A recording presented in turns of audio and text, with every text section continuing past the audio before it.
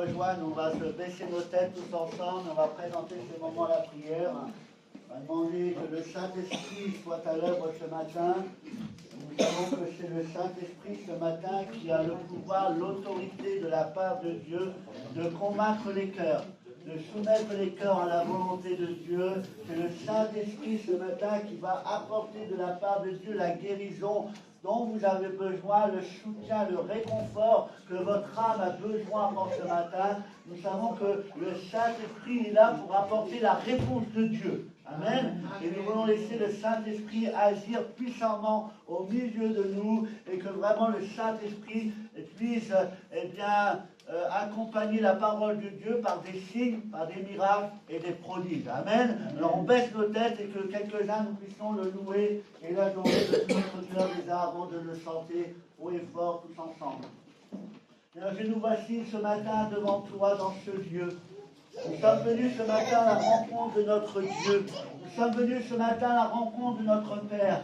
Nous ne sommes pas venus ce matin pour chercher, bien que nous savons que ce matin nous allons tous recevoir quelque chose de ta part, parce que tu es le Dieu des bénédictions. Tu es la source ce matin à laquelle nous voulons venir puiser parce que tu es la source du bonheur. Tu es la source de la paix qui est en chacun de nous. Mais ce matin, nous sommes venus dans un but bien particulier. Nous sommes venus ce matin pour t'apporter la louange et l'adoration de nos cœurs. Nous sommes venus ce matin pour nous prosterner devant toi. Nous sommes venus ce matin pour fléchir les genoux devant toi. Nous sommes venus ce matin parce que nous reconnaissons en toi notre Dieu, notre Sauveur, notre Père. Tu es l'autorité ce matin qui règne sur ton Église. Et ce matin, nous qui sommes tes enfants, nous qui sommes devenus des héritiers du royaume des cieux, nous voulons nous incliner devant le roi des rois, devant le Seigneur des seigneurs,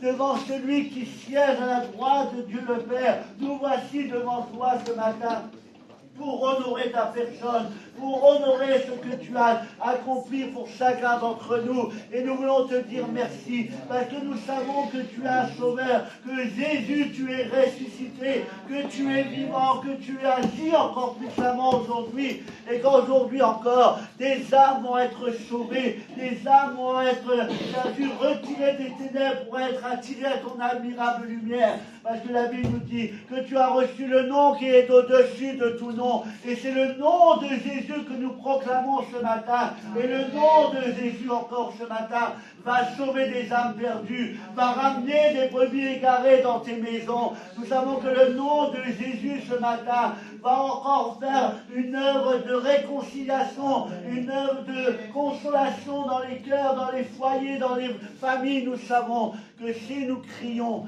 et que si nous intercédons au nom de Jésus-Christ, toi, Dieu le Père, tu vas exaucer nos prières.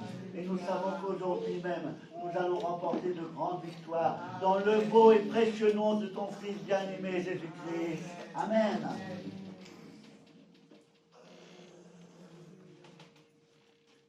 Honneur et gloire te seront du Père Céleste, au nom du Sauveur de Jésus, ton Fils aîné, comme nous sommes de la faute du péché, et de te donner mon cœur, mon cœur servile de joie, de bonheur, car Jésus a pardonné de ton péché grâce à son sang, il a tout effacé, à toi la gloire, Père Céleste, au nom du sang de Jésus, ton Fils, Amen. Alléluia. Béni soit ton Père, au nom de Jésus, Amen. Nous te remercions, Père Céleste, pour ta grâce, pour ton amour, ta fidélité. Merci d'avoir pris soin de nous cette semaine, Seigneur, pour nous garder, nous a protégés, Seigneur mon Dieu, tu nous as fait du bien, Seigneur mon Dieu. Merci pour ton amour, merci pour ta fidélité. Merci pour l'amour dont tu nous portes encore ce matin. Nous voulons te célébrer avec nos cœurs, Seigneur, avec nos pensées, avec nos âmes, ce matin, pour vous que nous prions. Tout à fait, tu nous as appris à aimer, Seigneur mon Dieu. En retour, Seigneur, reçois notre amour, reçois nos cœurs, nos vies, Seigneur mon Dieu. Pour ce moment de louange, d'adoration, Seigneur mon Dieu. Réponds de ton esprit sur nos vies, sur chacun de nous. Que ton action nous accompagne, Seigneur mon Dieu. Nous avons besoin de ta douce présence encore dans ces lieux, dans nos vies, Seigneur. Merci de venir chacun, Seigneur, dans ces soucis, dans ces problèmes, Seigneur mon Dieu. Résoudons encore, Seigneur, les problèmes. Merci pour ton amour et ta bonté, Père. Dans le nom de Jésus, ton Fils bien-aimé. Amen. Amen. Honneur et gloire te seront du Père Céleste, au nom du Sauveur de Jésus, ton Fils aîné, sans toi, tu m'as racheté de la boue du péché, et je t'ai donné mon cœur se remplit de joie, de bonheur, car Jésus a pardonné tous mes péchés, grâce à son sang, il a tout effacé. À toi la gloire, Père Céleste, au nom de Jésus-Christ, ton Fils unique, Amen. Alléluia, gloire à Dieu, Dieu. Amen. Amen. Allez, on va poursuivre ces moments. Ça va être des moments bénis, est-ce que vous le croyez? Oui, merci. Ça va être des moments bénis, des moments remplis de joie, remplis de paix, parce que nous savons que celui qui va diriger tout ça, c'est le Saint-Esprit, et que le Saint-Esprit est venu dans ce lieu, mais il est venu en nous pour chasser les ténèbres. Amen. Les ténèbres ont été chassées au nom de Jésus-Christ. Nous sommes, la Bible nous dit que nous sommes des lumières qui brillent dans ce monde, des lumières qui sont là pour éclairer les ténèbres, pour éclairer ceux qui sont morts, ceux qui sont perdus, errants sur le chemin large et spacieux. Nous sommes les lumières, nous sommes les sentinelles que Jésus a choisies pour attirer toutes ces âmes perdues à lui. Alors c'est ce que nous allons faire à travers nos chants, à travers la prédication, à travers le moment de louange et d'adoration, à travers la Sainte Seine. Tout est fait pour la gloire de Dieu ce matin. Amen. Amen. Est-ce que vous êtes heureux d'être là ce matin? Amen. Est-ce que vous êtes prêts à vous exprimer ce matin? Ici, il n'y a point de timide. Y a-t-il des timides ce matin au milieu de nous? Y a-t-il des personnes réservées ce matin? La Bible nous dit que ce n'est pas un esprit de timidité que nous avons reçu, mais un esprit de force, de puissance et de sagesse pour louer et adorer Dieu. Je ne suis pas timide, je n'ai pas peur de proclamer que je suis enfant de Dieu. Je n'ai pas peur de le proclamer, je n'ai pas honte de le dire, c'est plutôt une fierté. Et là où les gens de ce monde proclament le mal, là où les gens se vautrent dans le péché, moi je veux dire et affirmer qu'il y a la possibilité de vivre dans la sainteté, de vivre une purification, une sanctification à travers le nom de Jésus-Christ. Amen. Alors on va le chanter tous ensemble, que Dieu vous bénisse, que Dieu vous fasse grâce, et je vais laisser toute la place à ma sœur Muriel, que Dieu l'aide, que Dieu l'encourage, et qu'ensemble nous fassions du bien. Amen. Que Dieu vous bénisse.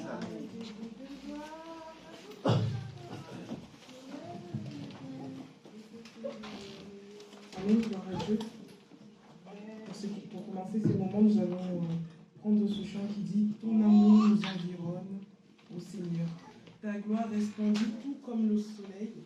Ton amour nous environne, ô Seigneur. C'est pourquoi nous espérons tous en toi. » Alors pour commencer ces moments, comme j'ai l'habitude de le faire chaque dimanche matin quand je fais chanter, je vais vous demander de vous lever.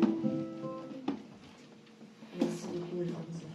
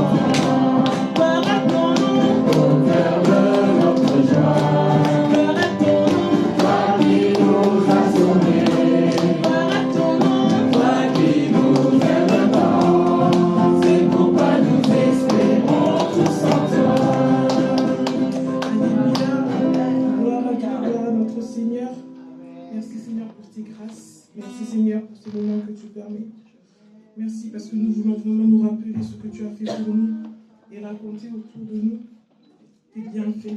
Alléluia, on continue avec ce chant qui dit ce que Dieu a fait pour moi. Ah, je ne peux pas tout raconter. Il y a tellement de choses qu'on ne peut pas tout raconter.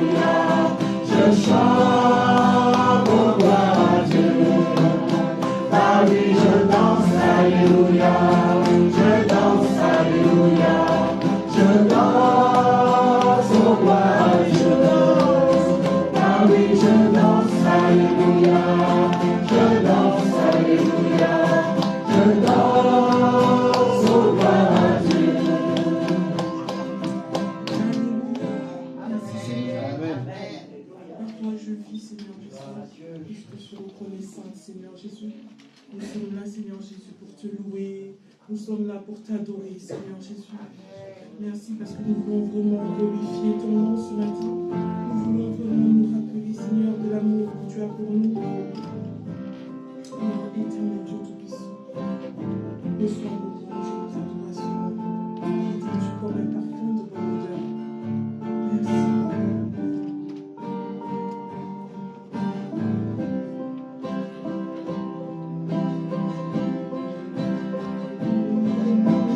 Je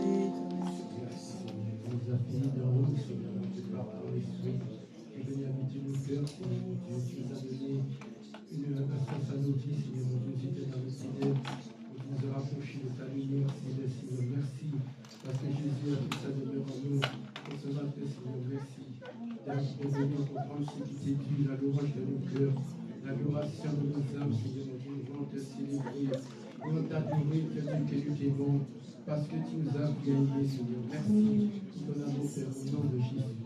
Amen. Honneur et gloire te soit rendu, Père céleste, au nom puissant de Jésus-Christ, ton Fils unique.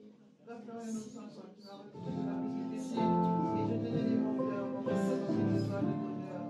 À toi la gloire, Père céleste, l'honneur de la gloire de ton Père, béni soit le Père, au nom de Jésus-Christ, ton Fils unique. Amen.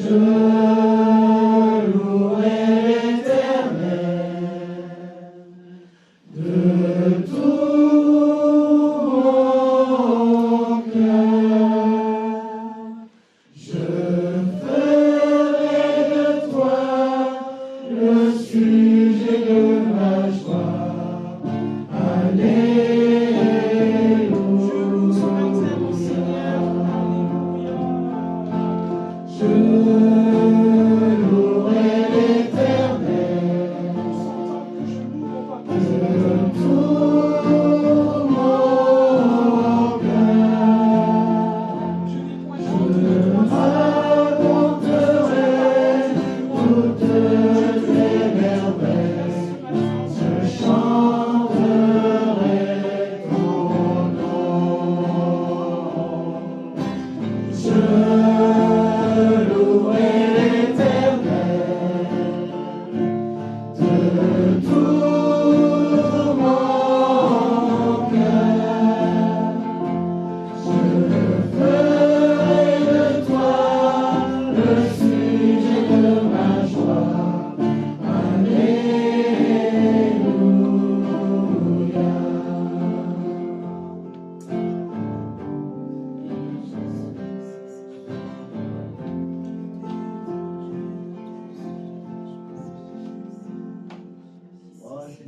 Dieu, ce matin. Comment ne pas ouvrir ma bouche devant toi? Comment ce matin ne pas te louer? Comment ce matin ne pas t'adorer, toi qui es parfait, toi qui es juste, toi qui ne manques pas de venir à notre secours? Comment, Jésus, pourrais-je me taire? Et comment ne pourrais-je pas raconter toutes les merveilles que tu as accomplies dans ma vie, les merveilles que tu as accomplies au sein de ton peuple? Jésus, je ne veux pas être ingrat devant toi ce matin. Je ne veux pas être un enfant rebelle ce matin, irrespectueux. Mais je reconnais devant toute l'assemblée, devant tous ceux qui sont là présents, que tu es mon Dieu et sans toi je ne suis rien. Sans toi je ne peux rien. Mais je sais qu'en toi tout est possible. C'est pourquoi ce matin je veux te louer et t'adorer, parce que chaque matin tu renouvelles tes faveurs à mon égard. Chaque matin tu renouvelles mes forces. Chaque matin tu me permets, Jésus, de marcher dans l'empreinte de tes pas. Ce matin je veux te louer et t'adorer parce que j'ai trouvé en toi le refuge merveilleux dans lequel je peux m'abriter les jours de tempête, dans les jours où tout va bien. Je sais que toi, Jésus, tu ne me mettras jamais dehors. Tu m'acceptes en ta présence. Et ce matin, peu importe les circonstances de la vie, peu importe les difficultés que nous pouvons rencontrer, peu importe les maladies peut-être par lesquelles nous sommes frappés aujourd'hui, eh bien, je veux te dire que peu importe les circonstances, je ne cesserai jamais de te louer, t'adorer. Je ne cesserai jamais, Jésus, de publier bien haut les bienfaits de mon Dieu, de dire combien tu es grand, combien tu es merveilleux. Ce matin, nous voulons te dire que nous ne t'adorons pas, nous ne te louons pas pour ce que tu nous apportes, pour ce que tu pourrais nous offrir, pour ce que tu pourrais faire pour nous. Mais ce matin, nous voulons t'adorer parce que tu es Dieu, tu es l'Éternel, le roi des rois, le Seigneur des seigneurs, tu es le Dieu créateur. Et merci parce que nous savons qu'en toi nous sommes protégés, en toi nous avons l'assurance de notre salut, que ton nom soit proclamé dans ce lieu, dans nos vies, et que la gloire te revienne, toi et toi seul notre Père. Amen. Amen.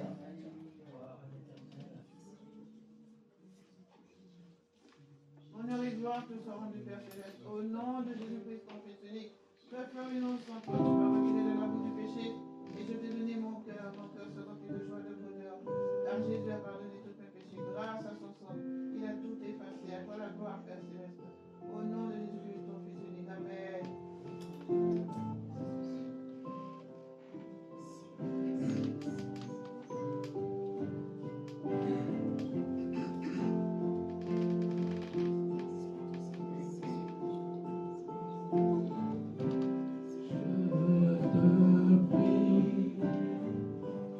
Et tu entends ma voix.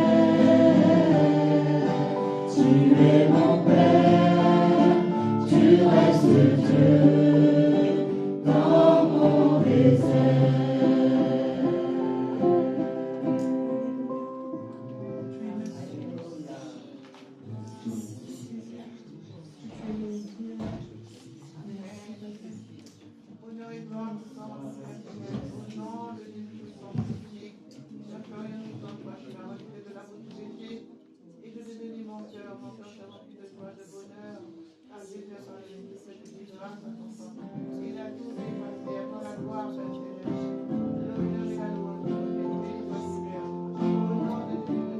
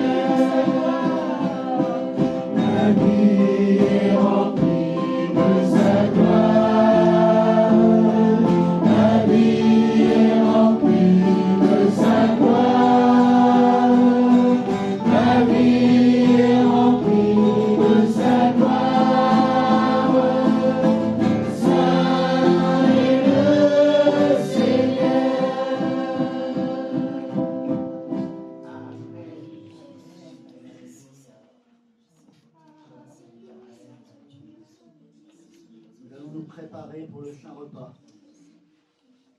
Je vous invite, vous qui êtes baptisés par le baptême d'immersion, le baptême d'adulte, le baptême qui est conforme à la parole de Dieu, le même baptême que Jésus a eu en son temps. Eh bien, vous qui l'avez reçu, vous qui avez proclamé votre foi, vous qui avez proclamé votre désir de suivre Jésus-Christ tout au long de votre vie, peu importe les circonstances, peu importe les difficultés de la vie, vous avez dit au Seigneur Jésus-Christ, vous avez affirmé devant Dieu, devant les anges, devant toute l'assemblée qui était présente lors de votre baptême, vous avez fait une promesse à Dieu de lui être fidèle. Fidèle dans les petites choses comme dans les grandes choses. Fidèle dans les bons moments comme dans les mauvais moments. Fidèle. Et nous voulons être un peuple fidèle. Fidèle à notre engagement. Fidèle dans l'alliance que nous avons fait avec Dieu le Père, à travers Jésus-Christ son Fils. Et par l'assistance du Saint-Esprit ce matin, nous voulons honorer nos vœux ce matin. Nous voulons encore renouveler nos vœux ce matin. Amen. Et si nos vœux ont été brisés, si nos vœux ont été atténués à cause de nos manquements, à cause de nos erreurs, de nos péchés, de nos iniquités, nous avons avec nous un Dieu merveilleux. Nous avons auprès de nous un avocat merveilleux qui plaide en faveur de ses enfants. Et nous savons encore que ce matin, Dieu est le Dieu du pardon. C'est le Dieu du renouveau. Il n'est pas venu ce matin pour mettre dehors celui qui vient à lui, au contraire. Il veut les blottir dans ses bras d'amour. Et ce matin, Dieu t'appelle, toi qui t'es engagé, à t'examiner, à examiner ta vie, à repasser le fil de ta semaine et être sincère et vrai devant lui. Et si tu as péché, la Bible nous dit que lorsque nous confessons nos péchés, Dieu il est juste, il est bon, plein de compassion, il pardonne à ses enfants. Amen.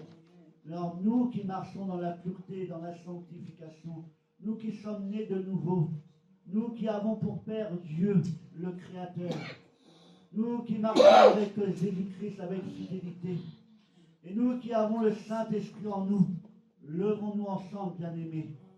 Levons-nous ensemble et prenons ensemble le Saint Repas, nous rappelant que si nous sommes là, c'est parce que Jésus a payé le prix pour nous. Dieu a pris sur lui le châtiment qui reposait sur chacun d'entre nous. Soyons conscients des souffrances de Jésus-Christ.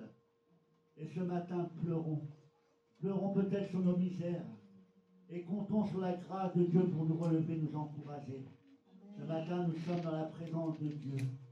Et Dieu a placé, a dressé sur la table une coupe de bénédiction. Cette coupe est pour toi si tu le désires ce matin. Mais avant de la prendre, mets ta vie en règle avec Dieu. Mets ta vie en règle avec la parole de Dieu. Et examine-toi avec la lumière du Saint-Esprit, afin de savoir si tu as un parfum agréable, de bonne odeur pour notre Seigneur Jésus-Christ. Alors levons-nous tous ensemble ce matin, nous qui sommes engagés. Partageons le Saint Repas. Et que vraiment nous puissions le louer et l'adorer tous d'un même cœur. Que vraiment il y a un concert de louange et d'adoration qui se lève ce matin dans ce lieu. Et qu'après, et que pendant que vous allez le louer, l'adorer, nous savons que l'enfer tremble. L'ennemi recule, parce que nous sommes plus que vainqueurs en Jésus-Christ. Alors notre frère va passer dans les rangs pour distribuer les éléments. Et pendant que vraiment il distribue les éléments, eh bien, nous allons le louer, l'adorer. Et prendre un chant tous ensemble avec notre sœur qui va nous préparer la louange, l'adoration encore, bien qu'on l'a déjà fait. Et là, c'est vraiment nous placer devant le Saint Repas et dire merci à Jésus-Christ pour ce qu'il a accompli pour nous. Amen. Amen.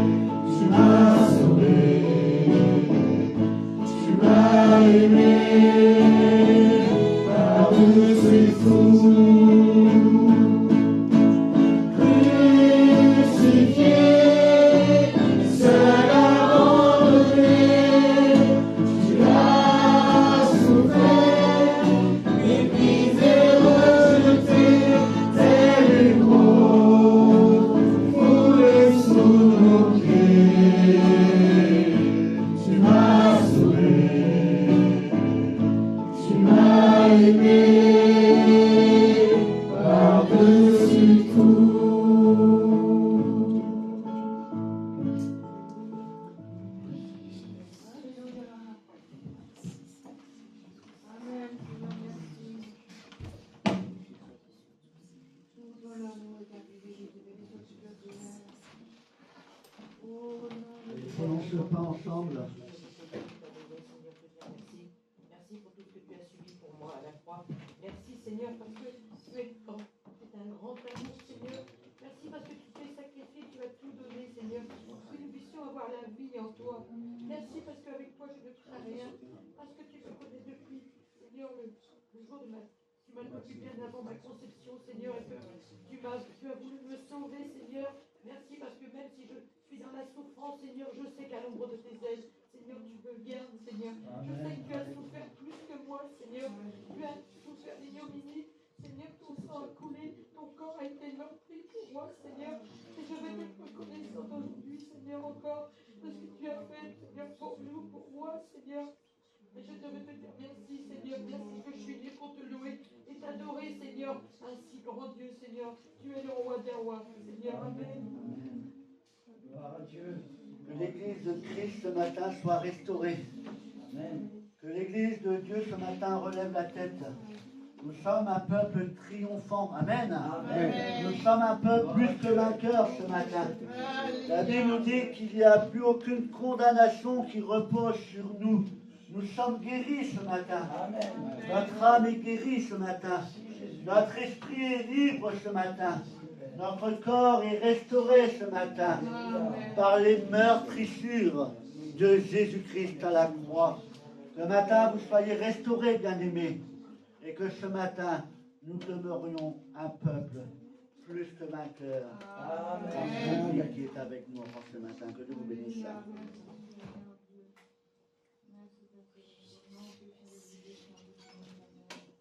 Et qu'à travers la coupe où il y a le vin qui représente le sang de l'agneau, le sang de l'agneau, pardon, nous puissions dire à l'ennemi de nos âmes qu'il ne peut plus nous accuser de rien.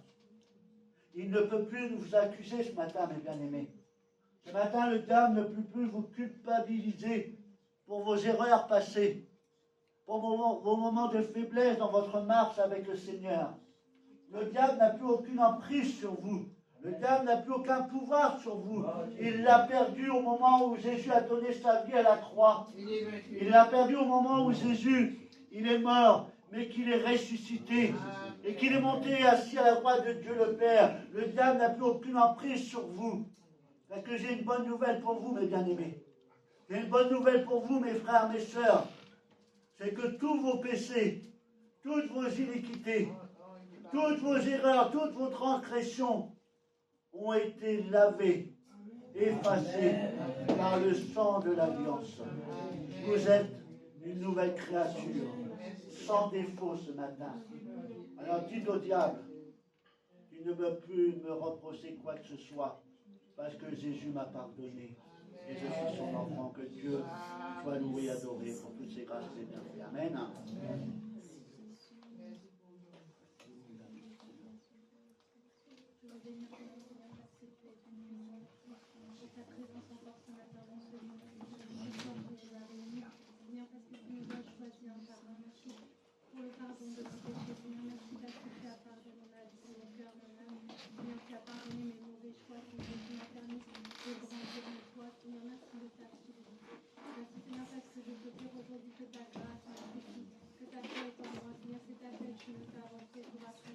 Merci de ta bienveillance à mon égard, de ta miséricorde. Merci Seigneur parce que c'est vrai que je peux me réfugier en toi chaque jour.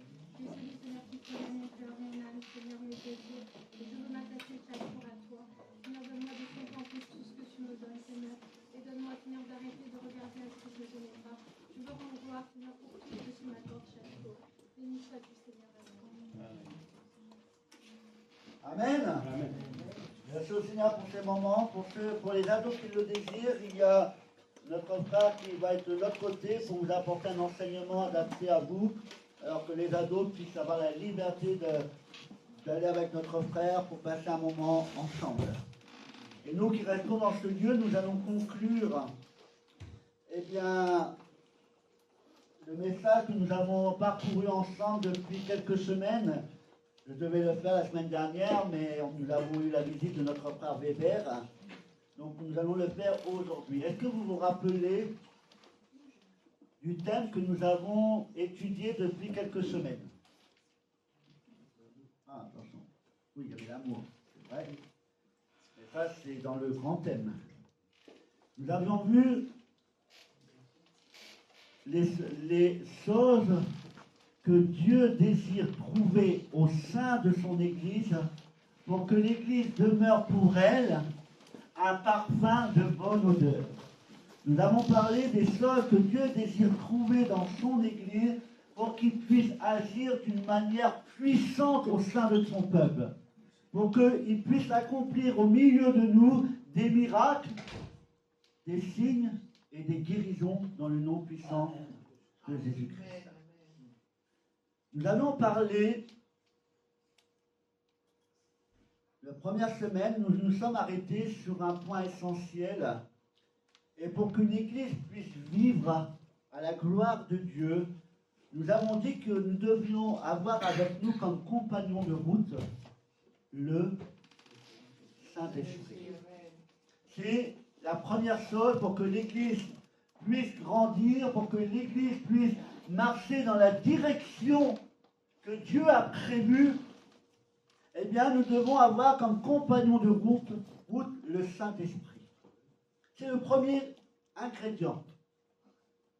Deuxièmement, nous avons vu, nous étions arrêtés en disant que dans l'Église,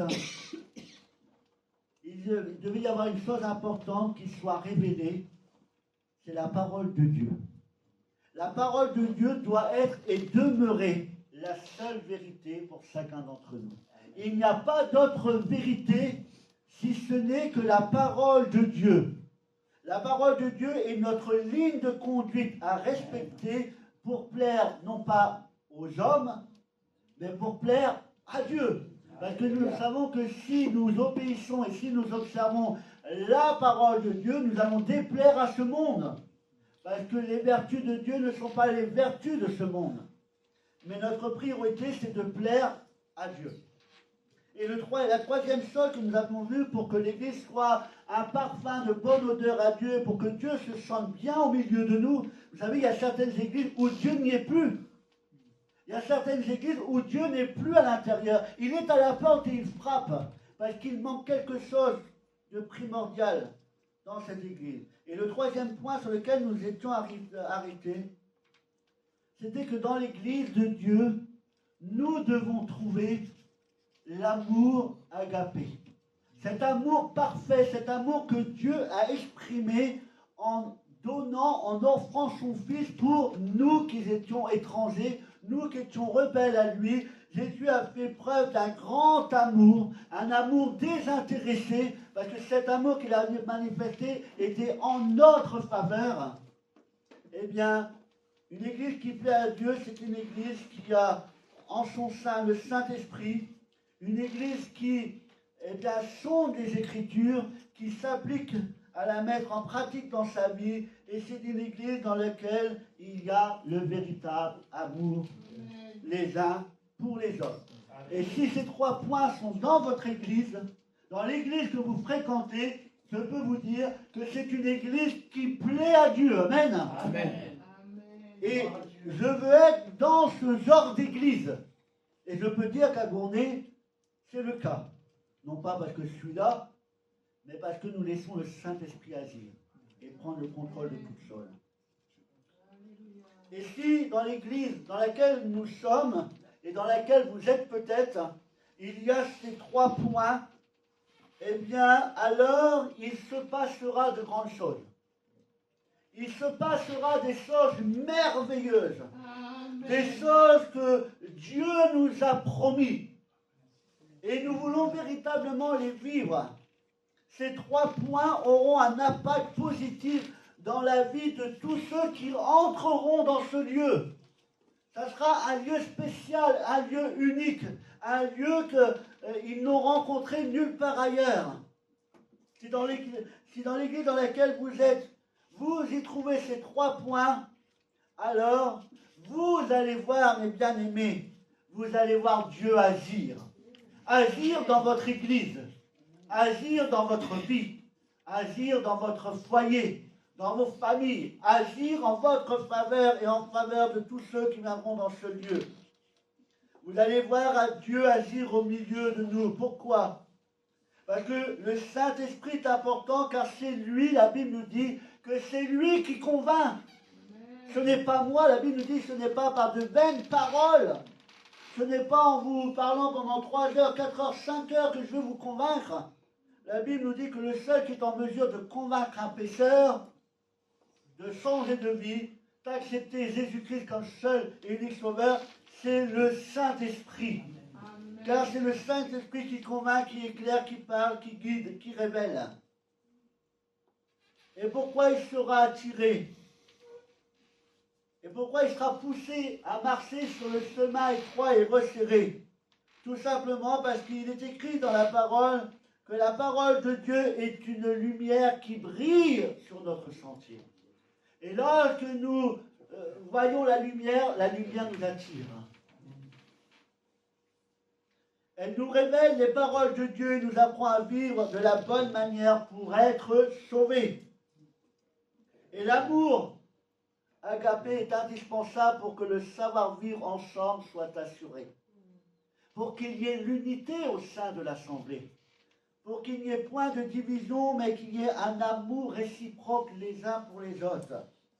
Alors, voyons maintenant ensemble, mes bien-aimés, les effets positifs qui vont résulter de ces 3 points qui sont au milieu de nous aujourd'hui.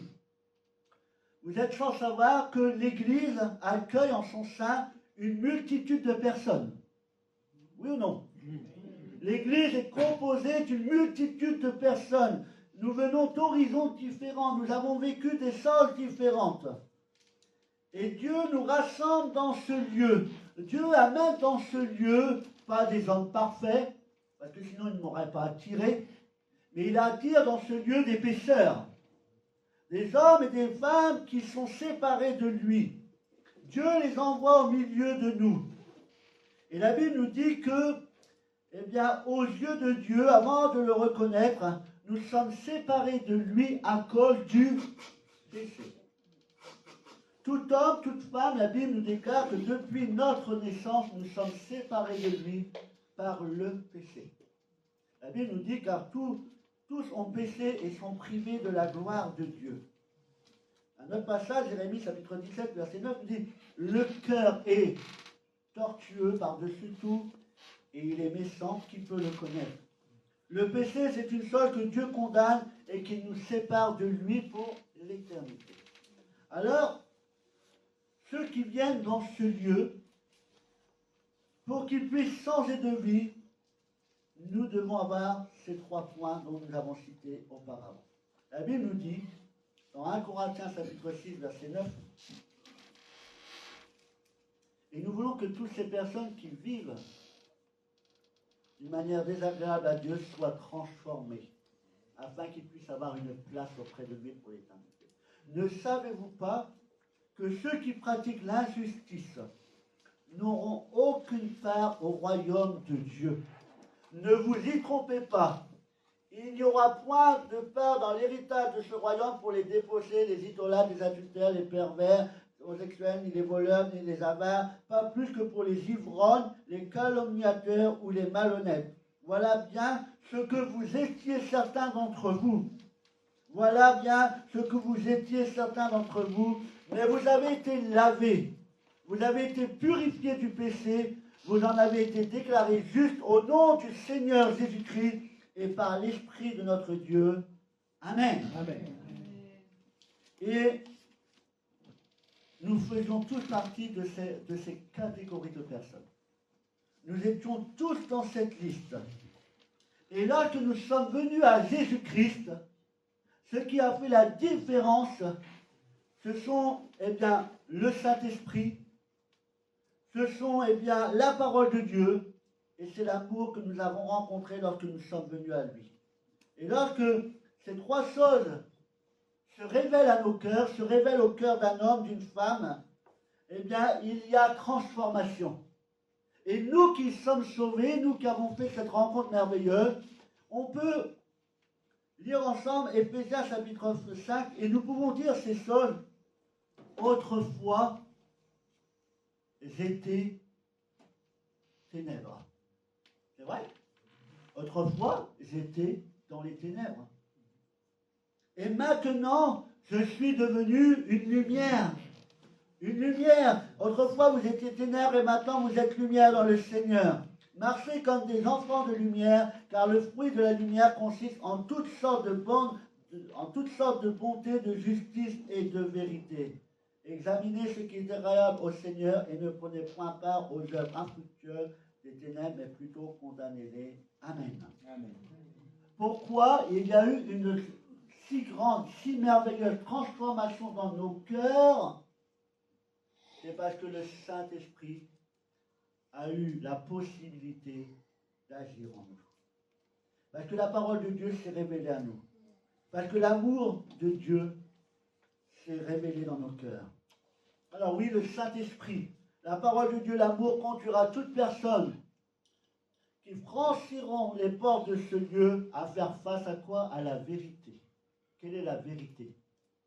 C'est qu'ils sont pécheurs, condamnés à mourir loin de Dieu, mais que si ils viennent au Seigneur et qu'ils sont sensibles au Saint-Esprit, qui méditent la parole de Dieu, qu'ils obéissent à la parole de Dieu, et qui se laissent envahir par cet amour merveilleux, eh bien, ils changeront et passeront des ténèbres à son admirable lumière. Tous ceux qui franchiront le seuil de cette maison seront touchés d'une manière particulière et profonde. Ils seront convaincus par le Saint-Esprit que Jésus est bien le Fils de Dieu. Amen. Mes frères et sœurs, nous sommes tous appelés à être des évangélistes. Amen. Je ne suis pas appelé à être pasteur, apôtre, je ne suis pas appelé à être prophète, je suis appelé à être évangéliste. Porter la bonne nouvelle. C'est notre rôle, c'est notre mission. Mais mon frère, ma sœur, ce n'est pas toi qui vas convaincre celui à qui tu vas apporter la bonne nouvelle, c'est le Saint-Esprit. Le Saint-Esprit qui est en toi. Le Saint-Esprit que Jésus est bien le Fils de Dieu qui veut les sauver, les bénir et les adopter. Par la parole de Dieu, ils apprendront, ils découvriront la bonne manière de vivre, afin de quoi? De satisfaire le cœur du Père. L'amour qu'ils vont découvrir, ressentir au sein de l'Église, les comblera de bonheur et de joie. En fait, les bien-aimés, si l'Église dans laquelle vous vous trouvez, il y a le Saint-Esprit, il y a la parole de Dieu qui est apportée avec force et autorité, s'il y a l'amour, ces trois points amèneront toutes les âmes qui franchiront ce seuil à passer par la repentance.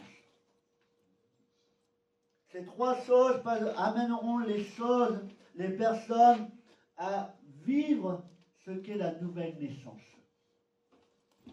Ces trois choses permettront aux gens de passer par la sanctification, par la purification.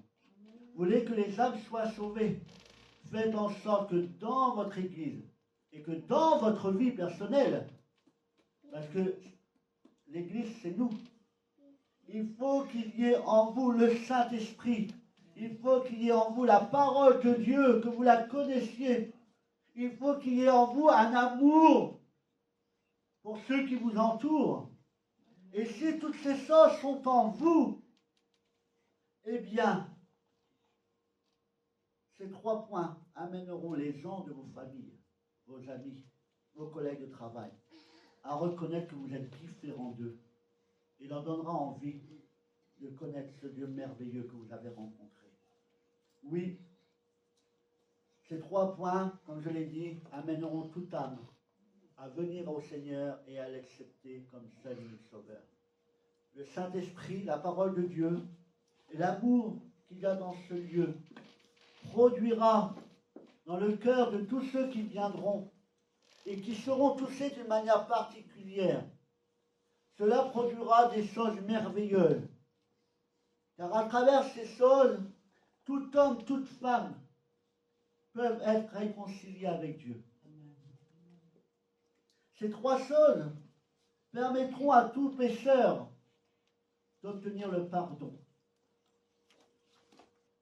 de comprendre ce qu'est véritablement l'amour de Dieu. Tout homme, toute femme venant dans ce lieu doit être en mesure de trouver du réconfort, trouver la paix, la joie, l'aide divine dont il a besoin pour continuer la vie et changer de direction. Ils obtiendront des bienfaits, des trésors inestimables. Vous savez ce que le péché apporte le péché apporte, oui, la mort, c'est pas ce que je voulais dire, mais voilà. Si je le dis, c'est que ça soit dit. Le péché entraîne la mort. Mais les bienfaits du Saint-Esprit, de la parole de Dieu et de l'amour, c'est que tous pécheurs qui viendront dans ce lieu seront pardonnés. Est-ce que vous le croyez? Amen. Des fois, je suis stupéfait parce que j'entends dire « celui-là, il ne pourra jamais être pardonné ». Avec tout ce qu'il a fait, tout ce qu'il a dit, lui, il ne pourra jamais être pardonné. La Bible nous dit que Jésus a donné sa vie pour tout pécheur. Tout pécheur. Même le plus infâme. Dieu est en mesure de le pardonner. C'est ça que le Saint-Esprit veut révéler au cœur. C'est que tout homme, toute femme peut être pardonné. Le diable, lui, s'exerce à faire croire aux hommes et aux femmes qu'ils ne peuvent pas être pardonnés. Mais laisse-toi convaincre par le Saint-Esprit que Dieu est prêt à te pardonner. Laisse-toi plonge tes regards dans la parole de Dieu, tu verras un nombre incalculable d'hommes et de femmes qui, après avoir vécu des vies contraires à la parole de Dieu, après avoir même, certains comme l'apôtre Paul, persécuté les chrétiens, fait emprisonner des chrétiens, fait tuer des chrétiens, il y en a une multitude de personnes. Malgré tout cela, Dieu lui a pardonné. Dieu lui a pardonné. À un moment, sur la route de Damas, il va être frappé. Tout homme et toute femme qui est frappé par le Saint-Esprit fait face à la réalité et est entraîné à changer de vie. L'amour qu'ils ressentent, eh bien, les emmène à changer de voie, de direction. Lorsqu'on rencontre le Saint-Esprit va mettre en nous quelque chose, une certitude merveilleuse, une assurance merveilleuse, que si on le laisse agir et qu'on le laisse accomplir ce pourquoi il a été envoyé vers nous, eh bien le Saint-Esprit révélera au cœur des personnes que s'ils acceptent Jésus-Christ, ils ne seront plus étrangers à Dieu, mais enfants de Dieu. C'est une chose merveilleuse. Vous voulez que ces choses se passent dans les cœurs de ceux qui viendront dans ce lieu? Soyez remplis du Saint-Esprit, mes amis. Soyez remplis du Saint-Esprit. Connaissez la parole de Dieu. Mettez-la en pratique dans vos vies et faites preuve d'amour les uns envers les autres. Ainsi, lorsque le Saint-Esprit révélera la vérité et que le Saint-Esprit sera en mesure de toucher les cœurs, eh bien les personnes ne seront plus dans les ténèbres, ne marcheront plus dans les ténèbres, mais ils seront attirés par l'admirable lumière de Dieu. C'est ce qui s'est passé en vous, non? Quand Dieu s'est révélé à vous à travers son Saint-Esprit, vous avez changé de direction. Comment cela s'est-il passé? Peut-être que certains étaient enfermés chez eux et que le Seigneur leur a parlé, mais la plupart des personnes qui sont venues à Dieu, c'est parce qu'un jour, sur leur chemin, ils ont rencontré un enfant de Dieu qui était rempli du Saint-Esprit. C'est parce qu'ils ont fait rencontrer quelqu'un qui leur a apporté une parole qu'ils n'avaient encore jamais entendue ici-bas. Ils sont venus avec des paroles de Dieu, des paroles d'encouragement, des paroles d'exhortation, des paroles qui élèvent. Pourquoi ils ont changé de vie? C'est parce qu'ils ont vu qu'il y avait ici-bas le véritable amour. Cet amour qui ne les rejette pas, qui ne les met pas de côté. Et si nous sommes là aujourd'hui, c'est parce qu'un jour sur notre route, nous avons rencontré de telles personnes qui nous ont amenés au Seigneur Jésus-Christ, qui nous ont fait comprendre certaines choses. Es-tu, pour ceux qui t'entourent, ce type de personne? Es-tu ce type de personne qui fera en sorte que lorsque tu parles à quelqu'un, ils verront que tu es différent et leur donnera envie de venir au Seigneur Jésus-Christ? Alors que le Saint-Esprit vient dans un cœur. Il vient, la Bible nous dit que le Saint-Esprit est en nous et que nous sommes le temple du Saint-Esprit. Mais le Saint-Esprit ne se contente pas d'être en nous et de rester passif. La Bible nous dit que le Saint-Esprit est une personne active. Une personne qui est là et qui travaille sous les ordres de Dieu. C'est pourquoi, mes bien-aimés, nous devons laisser libre cours au Saint-Esprit, comme je l'ai déjà dit. Par moments dans ma vie, j'étais réticent, pas réticent, mais vous savez, parfois, quand on parle du Saint-Esprit, ça peut faire peur. Hein? Parce qu'on sait que le Saint-Esprit peut commencer une œuvre, on ne sait pas jusqu'où il va aller. Donc des fois, ça fait peur. Des fois, ça fait peur, donc on essaie de limiter. Mais laissons le Saint-Esprit agir. Le Saint-Esprit va t'amener peut-être sur des chantiers que tu n'as pas prévus. Mais si tu t'emmènes quelque part, c'est parce que Dieu a besoin de te parler d'une manière particulière.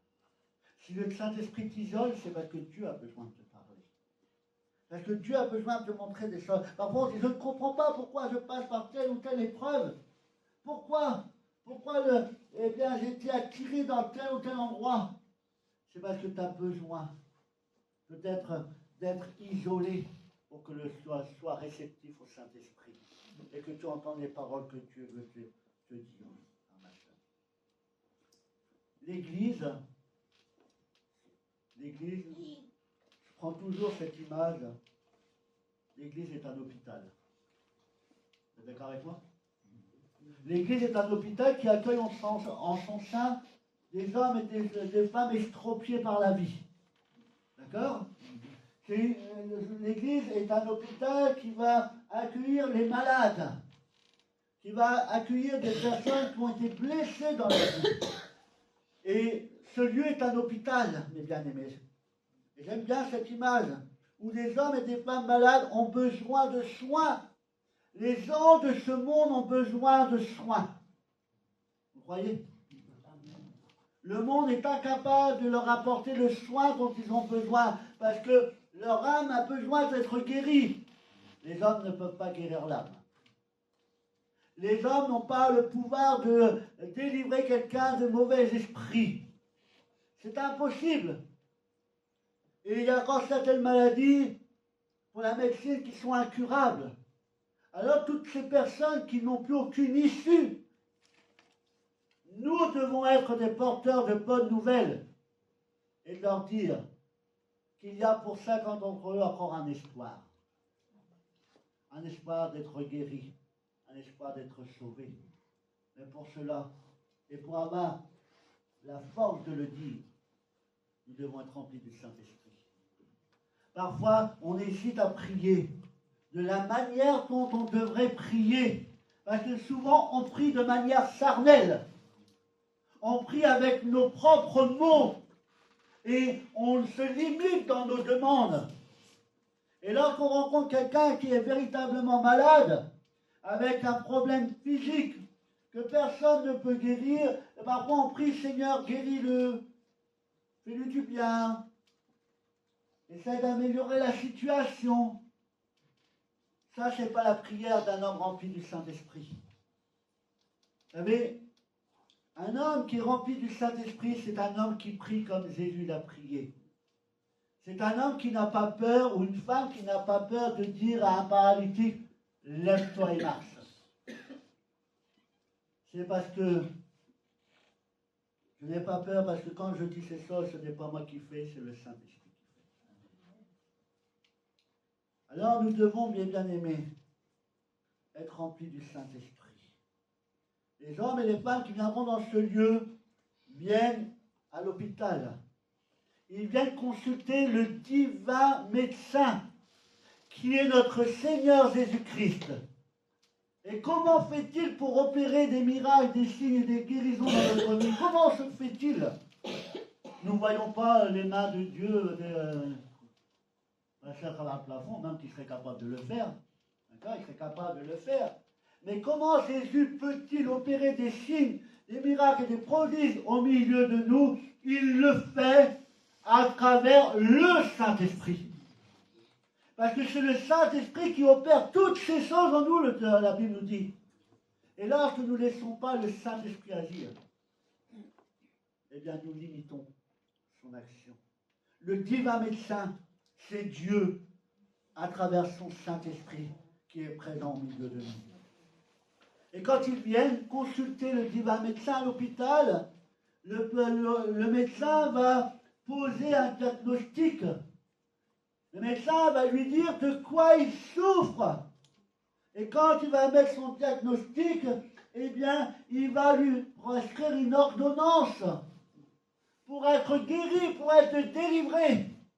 Quelle est l'ordonnance des chrétiens pour avoir une vie agréable, pour être consolé, pour être encouragé à continuer le combat malgré les difficultés? Quel est donc ce remède? Quel est donc le médicament que Dieu nous a laissé pour avoir une vie qui soit digne d'être vécue? C'est la parole de Dieu. Dans la parole de Dieu, vous trouverez tout pour être bien. Et après avoir été à l'hôpital, après consulté le médecin, après avoir reçu le diagnostic et après avoir reçu eh bien, le remède. Vous savez ce qu'il y a aussi dans un hôpital? Ils ont moins de prestige peut-être que les médecins, parce qu'ils ont fait de longues études. Ils ont de la connaissance. Mais un hôpital peut tourner pourquoi? Parce qu'en dessous des médecins, il y a qui? Il y a des infirmiers, il y a des aides-soignants, il y a des auxiliaires de vie. Enlevez toutes ces personnes de l'hôpital et vous verrez qu'il y aura moins de résultats. Et à votre avis, dans l'Église, qui sont les infirmières? Qui sont les aides-soignants? Qui sont les auxiliaires de vie? C'est vous et moi. Que Dieu a placé dans ce lieu pour accompagner toutes les âmes nouvelles qui viendront, pour les accompagner sur le chemin de la vérité et de la vie. C'est que Dieu nous a placés à côté d'eux pour leur apporter des mots d'encouragement, des mots qui leur serviront à continuer le chemin avec lui. Vous savez, un malade, parfois, il a besoin de quelqu'un de lui qui est là pour veiller à ce qu'il prenne son traitement. Vous n'avez jamais fait face à ces personnes qui, pour eux, ils ne sont pas malades, donc ils n'ont pas besoin de prendre des médicaments. S'il n'y a personne à côté, au lieu de se sortir, la maladie va progresser. Si Dieu vous a mis dans ce lieu, c'est parce que Dieu a besoin de vous. D'accord? Et peut-être que vous serez, pour celui qui va arriver, eh bien, Dieu vous appelle à être pour lui la personne qui va l'aider à ne pas baisser les bras, mais à continuer le chemin. À lui donner envie de véritablement rencontrer ce Dieu merveilleux qu'il est. Nous sommes tous des infirmiers, des auxiliaires de vie, mes bien-aimés. Et nous devons porter un soin particulier à tous ceux qui viendront dans ce lieu. Les aider. Pour qu'ils puissent rencontrer le véritable Sauveur. Et comment les aider? Il est dit dans le psaume 107, verset 20, « Et j'envoya sa parole et les guérit. Il les fit saper de la fosse. » Nous qui sommes enfants de Dieu, qui sommes remplis du Saint-Esprit, Dieu il a mis en nous sa parole. Oui ou non? Et il y a une chose merveilleuse dans la parole de Dieu. On parle des fruits de l'esprit, vous les connaissez tous? Est-ce qu'ils sont tous arrivés à maturité dans votre vie?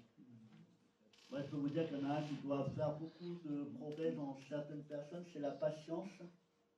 Et aussi un autre, on n'aime pas trop s'attarder dessus, mais c'est la maîtrise de soi.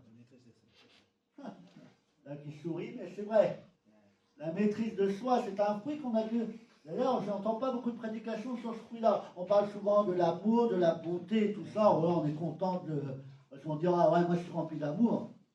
Mais quand il suffit de traiter la maîtrise de soi, non, on a besoin nous-mêmes de plein de progrès. Mais comme je dis, Dieu a mis en nous sa parole. D'accord? Et Dieu veut veut qu'on soit pour lui des canaux par lesquels il puisse passer pour toucher les âmes qui viennent. Et comme je l'ai dit, il y a les fruits de l'esprit, mais il y a les dons de l'esprit. Vous connaissez les dons de l'esprit? Alors tout le monde dit, moi je veux avoir le don de guérison. Ne demande pas à Dieu pour avoir le don de guérison, parce que si tu le demandes, tu ne l'auras jamais. On ne demande pas à Dieu ce qu'on veut, ce qu'on désire. Alors on demande à Dieu ce qu'il veut pour nous. Mais il y a des dons merveilleux, qui est le don d'exhortation. Ce don qu'il a pour exhorter nos bien-aimés, pour aider nos frères, nos soeurs, nos amis qui viendront dans ce lieu. Le don de prophétie, des paroles de révélation. Imaginez qu'un jour, quelqu'un franchisse le seuil de cette maison et que dans ce lieu, personne ne le connaît. C'est-à-dire qu'il n'y a que le Saint-Esprit qui peut être à l'œuvre à ce moment-là. Que la personne rentre dans ce lieu, qui s'assoit, qui se fait tout petit parce qu'il connaît sa vie, et d'un seul coup, par le Saint-Esprit, une personne qui ne l'a même pas vu rentrer se met à dévoiler toute sa vie. Toi qui viens de rentrer, vous savez, le Seigneur est précis. Toi qui vas dire, oh, c'est pas moi qui parle, non, c'est pas moi. Oui, toi qui as un pull rouge. Et si c'est pas trop précis, ah oui, mais on est 10 à avoir un pull rouge. Oui, un pull rouge, un pantalon bleu, oui. Et que d'un seul coup, il se met à dévoiler toute sa vie. Pour que cela se fasse, il faut que l'Église soit remplie du Saint-Esprit. Que nous soyons sensibles à l'Esprit Saint et que nous puissions exercer les dons de l'Esprit. Et la personne qui va être confrontée à cela, par le Saint-Esprit, elle va être touchée. Elle va dire, c'est vrai.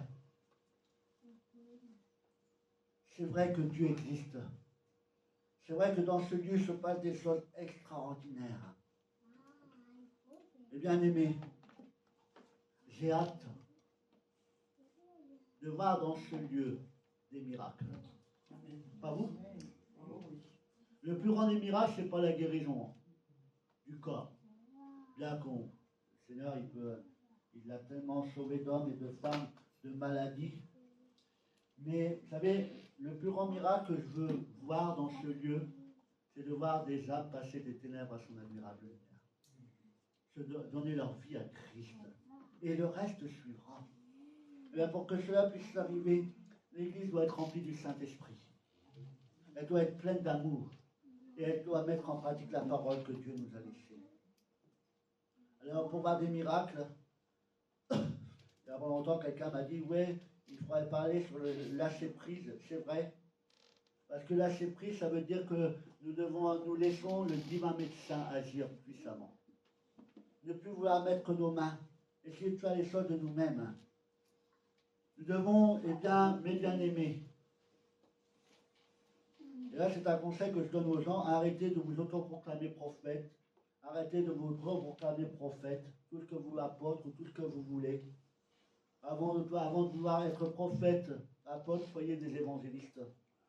Propagez la bonne nouvelle de notre Seigneur Jésus-Christ dans le monde entier. Nous avons tous un rôle à jouer. D'accord? Et nous devons être, pour ceux qui viennent au milieu de nous, des tuteurs. Des personnes qui sont là pour les aider, les encourager à persévérer, à faire la connaissance du Dieu véritable et vrai. Nous voulons que l'Église croisse. Oui ou non? Avez-vous envie que l'Église grandisse? Certains, ils se satisfont de ce qu'ils ont parce qu'on est bien entre nous. Il y a une bonne entente. On ne va pas accueillir quelqu'un parce qu'on ne sait jamais s'il apporte la division, s'il apporte ceci. Oh non, non. On va le laisser aller ailleurs. Non, non. Moi, je veux que l'Église grandisse en qualité et en quantité. Amen. Et pour qu'elle grandisse, nous soyons remplis du Saint-Esprit. Et lorsque nous sommes remplis du Saint-Esprit, lorsque nous mettons la pratique la parole de Dieu, lorsque nous sommes remplis d'amour, eh bien, ces trois choses qui auront en nous auront un impact favorable dans nos foyers, dans nos familles, dans nos vies personnelles. Nous serons les témoins privilégiés du secours divin que Dieu va accorder à tous ceux qui feront appel à lui. Alors, puisque nous sommes remplis du Saint-Esprit, dites-vous, question que Dieu vous pose. Êtes-vous rempli du Saint-Esprit? Avez-vous fait cette expérience merveilleuse? La Bible dit que le Saint-Esprit est venu en nous lorsque nous avons confessé le nom de Jésus-Christ. Le Saint-Esprit est en nous. D'accord? Parce que si nous avons été convaincus, c'est que le Saint-Esprit était en nous pour nous convaincre. Mais ce n'est pas tout de recevoir le Saint-Esprit. Après, il faut faire fructifier. Il faut le laisser se développer. Et quand nous aurons véritablement et que nous vivrons dans la plénitude du Saint-Esprit, comme la parole de Dieu le dit, lorsque nous mettrons en pratique la parole de Dieu, et lorsque nous aurons un amour véritable et sincère pour les gens du dehors, eh bien moi je peux vous dire que tous ceux qui vont franchir les portes de la maison de Dieu, tous les malades qui viendront seront guéris dans le nom puissant de Dieu. Est-ce que vous croyez? Amen. Tous malades seront guéris aux yeux de Dieu. On va dire oui, mais il y en a qui meurent de leur maladie. Oui, la Bible l'a dit. Mais l'âme sera guérie. Et même s'ils sont morts de leur maladie, comme la Bible dit, nous savons que la maladie n'aura pas le dernier mot parce que le jour de la résurrection, la maladie ne sera plus. C'est ça qu'il faut voir. Moi, je veux voir dans ce lieu, mes bien-aimés, des paralytiques marcher. Comme autrefois, quand les hommes, vous vous rappelez cette histoire de ces hommes qui ramenaient leurs amis pour voir Jésus-Christ, mais qu'ils ne pouvaient pas entrer parce qu'il y avait une foule immense. Donc qu'est-ce qu'ils ont fait? Ils sont montés sur le toit. Ils avaient la foi, hein, parce qu'ils n'ont pas monté tout seuls, ils ont monté le malade avec eux. Ils ont commencé à ouvrir le toit, ils l'ont descendu. Ils avaient foi. Ils savaient que si, eh bien, ils présentaient leur ami au Seigneur Jésus-Christ, ils seraient guéris. Ça, eh bien, la Bible nous dit que Dieu honore la foi de ses enfants. Moi, je veux que dans ce lieu, il y ait des sourds qui entendent à nouveau. Je voudrais entendre des amen. Je voudrais qu'il y ait des muets qui puissent parler à nouveau. Je voudrais que toutes les femmes qui sont stériles, en venant dans ce lieu, et en accueillant en elles le Saint-Esprit, en méditant la parole de Dieu, en ayant cet amour merveilleux, et en confiant sa vie au Seigneur, on en a au milieu de nous des femmes qui étaient stériles.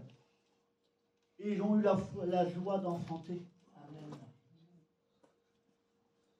Les pécheurs seront graciés. Amen. Les orphelins trouveront en Dieu un Père. Ils trouveront à côté des frères et sœurs de l'Église une famille. La Bible dit que les veuves et les veuves seront consolés. Je prie pour que tous ceux qui sont prisonniers d'addiction, vous savez, il n'y a rien de... avec Dieu, il n'y a pas de hasard. Il y a quelque temps, on a prié pour que le Seigneur nous envoie des personnes de mauvaise vie, des personnes qui sont prisonniers d'addiction. Et le Seigneur, il envoie ces personnes au milieu de nous. Il n'y a pas longtemps, une personne est venue au milieu de nous qui est malheureusement tombée dans l'alcoolisme. Mais moi, je crois que cet homme peut être délivré. Amen. Par la puissance du Saint-Esprit. Les prisonniers d'addiction à l'alcool, à la cigarette, à la drogue, à la pornographie, toute autre chose peuvent être libérés à condition que le Saint-Esprit soit à l'œuvre. Les voleurs deviendront honnêtes. Les menteurs aimeront la vérité. Et si toutes ces choses sont au sein de nous, l'église de Bournay, qui est la maison de Dieu, sera appelée une maison de prière. Et cette maison deviendra pour tous ceux qui viendront une forteresse, un abri sûr, un oasis, un dispensaire. Alors mes bien-aimés, j'ai la joie et le privilège d'être dans une église où il y a le Saint-Esprit. Le privilège, la joie d'être dans une église où la parole de Dieu fait foi. Vous savez, le conseil que je donne à tous ceux qui viennent dans ce lieu et qui ne sont pas d'accord avec ce que je dis, je n'essaie pas d'avoir raison. Chacun aura son opinion. Le conseil que je donne, quand on n'est pas d'accord, je dis, tu vas reprendre ta Bible, tu vas la lire. Je vais reprendre ma Bible et je vais la lire. Et on va tirer une conclusion. Après, on se reverra, on dira ce qu'on pense, et après, on prendra la parole tous les deux, et on se mettra en accord par rapport à ce que dit la parole de Dieu. C'est que là, la parole de Dieu fait foi. Et si nous voulons, je remercie le Seigneur parce que dans cette église, il y a de l'amour. Et comme il y a ces trois choses, nous allons vivre de grandes choses. Amen. Nous allons vivre de grandes choses. Soyez prêts, mes amis. Soyez prêts, mes amis. Dieu est à l'œuvre. Dieu est à l'œuvre. Et vos familles, la Bible nous dit que Dieu nous bénira, nous et nos familles. Est-ce que vous croyez encore? Même si ça fait 10 ans, 20 ans, 30 ans, 40 ans, 50 ans que vous luttez, que vous priez pour un membre de votre famille, Dieu est toujours le même. Il t'a fait une promesse, il l'accomplira. Ne doute jamais en ses promesses. Même si parfois les circonstances te prouvent le contraire. Parfois on dit, ah, il se passe quelque chose dans la vie de quelqu'un compris. Ah, c'est bon, le Seigneur va agir. Et puis d'un seul coup, oh, ça retourne dans l'autre sens. Oh, maintenant ça l'arrête. Non, ne doute jamais. La Bible nous dit que quand Dieu commence une œuvre, il l'achève. Il n'est pas comme nous. Surtout comme moi. Moi, j'entends beaucoup de choses, mais il y a beaucoup de choses que je ne termine pas. Dieu n'est pas comme ça, mais il faut être honnête. Moi, j'ai commencé les travaux chez moi, ça va faire 7 ans que je suis dans ma maison. Les travaux ne sont toujours pas finis. Et me connaissant, jusqu'à du travail pour la retraite, oui, elle sera finie un jour. D'accord? Mais ne mettons pas autant avec Dieu. Travaillons correctement avec le Seigneur Jésus-Christ. Le Seigneur ne mettra pas autant de temps que nous pour exaucer ses prières. Soyez remplis du Saint-Esprit, mes bien-aimés. Aimez la parole de Dieu. Ayez cet amour en vous. Et vous verrez de grandes choses s'accomplir dans vos vies, dans vos foyers, dans vos familles et envers tous ceux que vous êtes. Amen. On baisse nos têtes et on prie ensemble. Bien, je te remercie pour ta parole. Ta parole est une richesse pour nous. J'ai juste béni parce que, eh bien, dans l'église dans laquelle je suis, dans l'église de Condé, le Saint-Esprit est à l'œuvre. Le Saint-Esprit est en train d'œuvrer. Le Saint-Esprit est en train d'accomplir de grandes choses. Je te remercie parce que dans ce lieu, mais pas uniquement à Condé, dans d'autres lieux, ta parole fait foi. Seule ta parole compte pour nous, bien-aimés sauveurs. Et nous croyons en ta parole et nous croyons à l'accomplissement de ta parole. Et tout ce que tu as dit dans ta parole, je sais que tu vas l'accomplir. Jésus, tu as dit à tes disciples que tout ce que tu avais fait, ils étaient en mesure de le faire. Et qu'ils seraient même en mesure de faire des choses encore plus grandes que toi tu as faites. À condition d'être rempli du Saint-Esprit. À condition d'avoir une foi véritable et sincère. Alors je te prie, afin que l'église de Gournay continue à prospérer, grandir en qualité et en quantité. Que chaque chrétien de ce lieu, nous soyons tous remplis du Saint-Esprit. Amen. Que ceux qui ne le sont pas encore, que vous puissiez manifester auprès de Dieu votre envie d'être remplis du Saint-Esprit. Amen. Que vous puissiez faire connaître à Dieu ce matin votre désir d'être baptisé du Saint-Esprit. Amen. Si vous n'avez pas encore reçu le signe du parler en langue, demandez à Dieu qu'il délivre votre langue. Et qu'il ne mette pas à votre raisonnement, à vos réticences. Le parler en langue n'est pas réservé à une élite, mais à tous ceux qui le souhaitent. Et que nous puissions mettre en pratique les dons de l'Esprit. Car les dons de l'Esprit sont là pour l'édification de l'Église. Et là pour l'édification des croyants. Il est là pour amener ceux qui ne croient pas en Dieu à connaître et à croire en Dieu Tout-Puissant. Amen. Et mes frères, mes sœurs, ne perdez jamais l'essentiel. Jésus a dit que le plus important, que toutes choses pourront passer, mais le plus important c'est l'amour. Amen. parce que c'est de l'amour que découle tout le reste. Alors que cette Église soit remplie d'amour. Pour ceux qui sont au sein de l'Église, ceux qui composent l'Église, mais pour tous ceux qui viendront dans ce lieu. Si un jour tu vois ta voisine, ton voisin franchir le porte de ta maison, et que cette voisine t'irrite à chaque fois que tu la vois, qu'elle t'énerve parce que pour rien, elle vient te mettre, elle vient t'embêter. Que si ton ennemi rentre dans ce lieu, tu puisses l'accueillir avec amour. Comme le Père l'a dit, aimez vos ennemis. Aimez vos ennemis. C'est là qu'on se rend compte du véritable amour qu'il y a au sein d'une église, d'une assemblée. Dans le fait d'accueillir tout homme et toute femme qui viendront dans ce lieu. Peu importe ton passé avec elle, l'accueillir avec amour.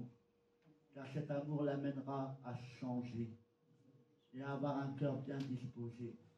Et toutes ces choses auront un effet favorable dans les cœurs, parce que la Bible nous dit que les cœurs de pierre se changeront en un cœur de chair. Faisons tout pour que cela arrive. Alors soyez remplis du Saint-Esprit. Méditez la parole encore davantage. Attachez-vous à la parole de Dieu. Attachez-vous aux promesses que Dieu vous a faites. Dieu les accomplira tous sans exception. Et aimez. Aimez comme Dieu vous a aimé. Ainsi tous reconnaîtront que vous êtes filles et fils de Dieu. Que le nom de Dieu soit glorifié ce matin et que nous puissions dire merci au Seigneur pour sa parole et qu'ensemble nous grandissions dans la vie d'esprit. Amen. Amen. Gloire à Dieu. Amen. Amen. Alléluia. Gloire au Seigneur. Alors marchons de progrès en progrès, mes bien-aimés. Marchons de progrès en progrès. Laissons les choses du passé dans le passé et tournons-nous vers l'avenir. Avec un avenir merveilleux et des récompenses que Dieu nous a promis. Il ne nous doit rien, d'accord? Mais nous savons que Dieu nous fait grâce pour toutes choses. Amen. Amen. Quelques annonces avant de nous séparer. C'est le début, répétition des musiciens, mercredi 14h30 dans ce lieu. On se retrouve pour la semaine de jeûne et prière. Donc elle a lieu cette semaine, lundi, mercredi, vendredi dans ce lieu, 18h à 20h. Et jeudi, on reprend la réunion normale. Donc le jeûne de prière, c'est toute la semaine, on termine dimanche. Étude biblique et de prière, étude biblique et réunion de prière le jeudi 14h30. Et on se retrouve samedi à 14h30 pour les musiciens et le groupe de louanges. Voilà. Ensuite, donc le culte de dimanche matin, ça ne change pas, c'est comme ça toutes les semaines. Voilà. Et je vous annonce une bonne nouvelle, mais les années prières en commun le 3 novembre, mais une bonne nouvelle. Vous êtes invités le dimanche, je fais déjà l'annonce maintenant pour que vous puissiez bien la marquer sur votre calendrier avec une croix. J'invite tous le 15 décembre. 15 décembre pour un culte spécial. Il sera, l'année dernière, il était spécial parce que c'était le culte pour Noël, pour célébrer la venue de notre Seigneur Jésus-Christ, même si on sait qu'il n'est pas né au mois de décembre, on le sait, on va pas rentrer dans des polémiques, mais voilà, c'est pour marquer, eh bien, et faire connaître au monde entier que Jésus, il est venu, et qu'il est venu pour sauver l'humanité, d'accord? Mais ce culte sera spécial, parce que durant le culte du 15 décembre, nous allons procéder à 2 baptêmes. Allons applaudir. Merci au Seigneur. Cela est rendu possible grâce aux présences du Saint-Esprit. Parce que eh bien, ces personnes ont fait de la parole de Dieu la vérité. D'accord? Et parce qu'ils ont rencontré le véritable amour. Donc vous êtes tous invités le 15 novembre. Le 15 décembre. Il est temps que j'aille me coucher. Hein. Pourtant, on a eu une heure de sommeil en plus. Hein. Le 15 décembre. Ah ben, je dis 15 novembre, peut-être qu'il va se passer quelque chose d'important le 15 novembre, hein, qui sait. Mais le 15 décembre, à 10h, dans ce lieu, un culte spécial, où nous aurons la joie de voir 2 jeunes engagés avec le Seigneur. Amen. Amen. C'est que le début. On va en avoir d'autres. D'accord? Et s'il y en a d'autres qui ont suivi les cours du baptême et qui ont envie de s'engager avec le Seigneur, ce n'est pas encore trop tard, venez me voir, on en parle. Mais nous voyons que le Seigneur est à l'œuvre. Amen. Amen. Donc à la suite du culte, vous êtes tous conviés à rester après le culte pour que nous puissions tous manger ensemble. On finira l'année en beauté, en apothéose, mais chacun ramène son repas. Il faut bien participer un peu quand même, non? Donc on fait comme d'habitude, chacun ramène pour sa famille et vous prévoyez un peu plus pour partager avec les autres. D'accord? Comme ça, après, vraiment, on va passer un bon temps tous ensemble. Et c'est vraiment une joie pour nous de voir des jeunes s'engager pour le Seigneur. Est-ce que vous voulez savoir qui est? Oui. Qui veut pas? Alors ça, c'est qui? C'est qui veut? Ah, il n'y en a que 3, 4, 5, qui veut pas?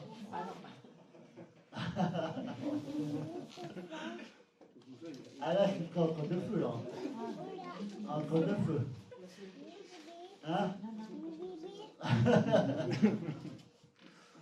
Bon, je me suis avancé. Et je vais vous en donner une sur 2. Et si vous voulez connaître la deuxième, vous verrez la semaine prochaine. Ah.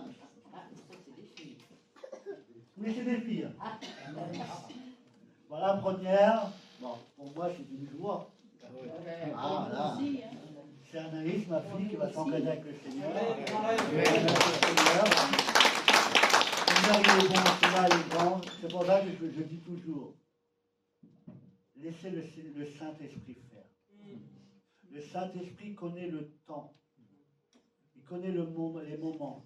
Il connaît les circonstances et le Saint-Esprit œuvre au moment voulu, au moment marqué de Dieu. Rien ne sert de forcer, rien ne sert d'obliger. Il faut laisser le Saint-Esprit faire. D'accord? Et comme je suis gentil, je ne veux pas faire d'égoïsme, mais vous voulez dire la deuxième quand même, parce que sinon ça ne se fait pas. La deuxième, c'est aussi une jeune fille, hein, et c'est Ninon qui est là au milieu de nous. Amen. Amen. Alors, venez. Ah, ils sont tous les deux au fond là. Anaïs, vous l'avez vu, elle était sur l'estrade. Et Ninon, c'est la mets-toi debout, Ninon, qu'on te voit. Voilà, c'est Ninon qui va rejoindre la grande famille de Dieu. Amen. Alors pour nous, c'est un jour spécial parce que c'est deux personnes de notre famille. D'accord? Mais n'oubliez pas que les gens de ma famille sont les membres de votre famille et que les gens de votre famille sont les membres de ma famille. D'accord? Donc c'est pour ça qu'on se réjouit quand un âme se donne au Seigneur. Amen. Rien n'est perdu pour les membres de votre famille. Vous allez vous dire, ah, mais pourquoi pas dans ma famille? Laissez le Seigneur faire. Les choses viendront en temps. Amen. Alors, on remercie le Seigneur. On va terminer ces moments. Ah oui, le culte des enfants le 3 novembre. N'oubliez pas, c'est la semaine prochaine. Ramenez vos enfants ainsi que les ados dans 2 semaines. On va terminer par un chant. On va se lever à notre place. Vous êtes peut-être endormi, alors là, je vais vous réveiller. Alors, je ne sais pas moi, ma soeur va vous réveiller. Le Saint-Esprit va vous réveiller. On va prendre un dernier chant ensemble et après on terminera par la prière. Et je demanderai à notre frère Jean-Louis s'il veut bien terminer par la prière. Amen. On est content de le revoir parmi nous, d'accord? Ça va mieux, mon frère? Ça va mieux. Les yeux vont mieux? Vous me trouvez plus beau ou moins beau que d'habitude? Parfait. Si vous me trouvez beau, c'est que ça a marché. Si vous me trouvez moins bon, c'est que... Alors, on est heureux de le retrouver et on prie pour tous ceux qui sont malades. Que Dieu vous bénisse et que Dieu vous fasse grâce. Je laisse ma place.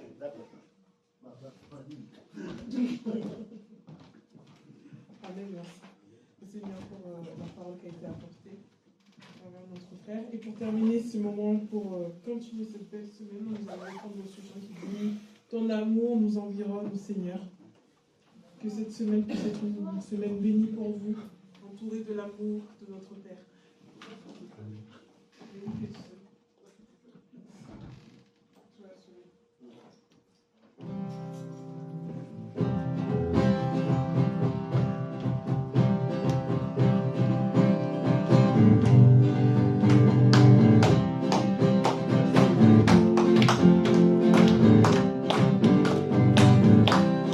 Ton amour nous environne, Seigneur.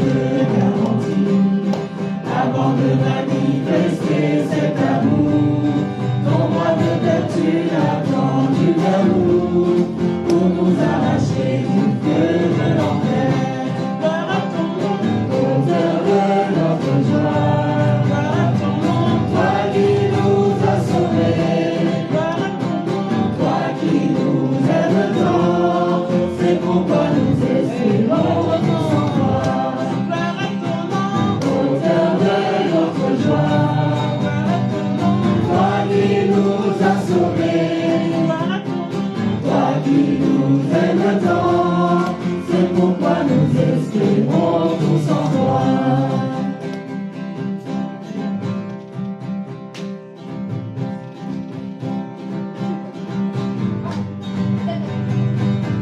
C'est pas moi, hein? Vous allez le voir, hein? Voilà ton nom! Gloire à ton nom, au cœur de notre joie. Gloire à ton nom! Toi qui nous as sauvés, Gloire à ton nom! toi qui nous aimes tant, c'est pourquoi nous espérons tous en toi. Amen. Merci Seigneur pour Seigneur, nous bénissons ton nom, Seigneur, pour ce moment aussi. Tu nous as accordé encore pour le message apporté, parce que Seigneur, on voit combien tu nous aimes et que comme tu es au milieu de nous, Seigneur. Nous te remercions pour tous nos frères et sœurs, pour ceux qui sont là, Seigneur, mais aussi ceux qui ne sont pas là, Seigneur mon Dieu. Que toute la gloire de ton Saint-Nom soit toujours au milieu de nous. Comme nous dit, Saint-Esprit soit au milieu de nous. Continue à nous accompagner dans tous les domaines de notre vie. C'est toi qui choisis le temps, c'est toi qui choisis le moment, c'est toi qui tout, mais que nous te faisions confiance, Seigneur mon Dieu. Je glorifie ton nom, je magnifie son nom, parce que si nous sommes là, Seigneur, nous sommes pour toi et pour toi seul, Seigneur. Amen. Alors que, Seigneur, que tu bénisses tous mes frères et sœurs, qu'on continue à avancer avec toi dans cette semaine qui va venir, que tu nous raccompagnes chacun dans nos maisons, de protection soit totale, Seigneur, pour chacun de nous. Et que dans tout ce que l'on va faire, tout ce qui va continuer dans la continuité de cette année, de cette fin d'année, que toute ta gloire en revienne à toi seul dans ton nom, qui est au-dessus de tout nom, Seigneur Jésus, je t'en sais prier. Amen. Que Dieu vous bénisse et que Dieu vous accompagne.